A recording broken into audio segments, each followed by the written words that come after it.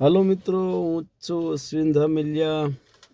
આજે મારે વાત કરવી છે ખેડૂતોની કે આ વર્ષે એટલે કે 2025ના વર્ષમાં આ દિવાળી ઉપર છેલ્લા 4-5 દિવસથી કમોસમી વરસાદ પડવાને કારણે ખેડૂતના તમામ પાકનું ધોવાણ થઈ ગયું। જ્યારે અમરેલી જિલ્લાની અંદર સંપૂર્ણપણે ખેડૂતનો પાક નાશ થઈ ગયો છે। ટોટલી પાક એટલે કે સિંગ હોય કે કપાસ હોય કે કોઈ પણ પાક હોય નિષ્ફળ ગયો છે। ત્યારે આ ભારતીય જનતા પાર્ટીના રાખના રમકડા એટલે કે નેતાઓ ઉપરથી આદેશ પ્રમાણે ખેતરોમાં જઈ અને ફોટા પાડી અને પબ્લિસિટી કરે છે।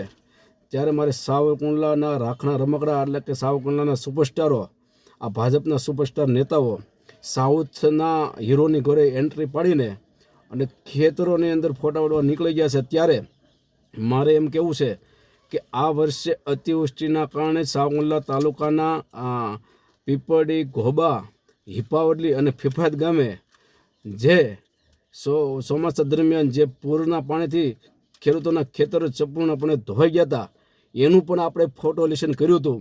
તો એ ફોટો લેશનનું શું છું, એ ફોટો લેશનનું એ ગામડાઓને જે પાક જે જમીન ધોવાણના જે પૈસા મળવાપત્ર થતા એ પૈસા તમે એને આપ્યા કે નથી આપ્યા? હજી એ પૈસા આપ્યા નથી ત્યાં તો બીજું ફોટો લેશન કરવા માટે આવી ગયા। તો તમે માત્ર ફોટા લેશનના નેતા છો, સુપરસ્ટારો, તમે ખેતરમાં જઈને ખાલી ફોટા જ પાડો છો કે ખેડૂતોને સહાય દેવાની કંઈક વિચારો છો કે ખાલી તમને ફોટા પાડવાનો જ આદેશ છે, ફોટા પાડીને ખાલી વિધમ, બાકી તમારે કોઈ જાહેરાત નથી કરવાની, તમારી પાસે કોઈ સત્તા નથી એવું અમને લાગે છે। તો એ સુપરસ્ટારો, ખેડૂતના દુશ્મનો, તમે ફોટા લેશન કરીને ખેડૂતને શું કામે મૂર્ખ બનાવો છો? નીકળી હું કામ ગયા છો માર્કેટમાં ખેડૂતોને મૂર્ખ બનાવવા માટે? હવે હિપાવડલીની જે અતિવૃષ્ટિ છે, હિપાવડલી, ઘોબા, પીપળી, એના જે ફોટા લેશન કર્યા હતા એની જે અતિવૃષ્ટિના જે ખેડૂતના સંપૂર્ણપણે ધોવાણ થઈ ગયું, ખેતરના લગભગ 10-10 લાખ, 5-5 લાખનું ધોવાણ થઈ ગયું, એના તો પૈસા તમે આપી નથી શક્યા, ત્યાં બીજા ફોટા પાડવા નીકળી ગયા। તો માત્ર તમારે ફોટા લેશન કરી અને ખેડૂતને ગુમરાહ કરવા છે।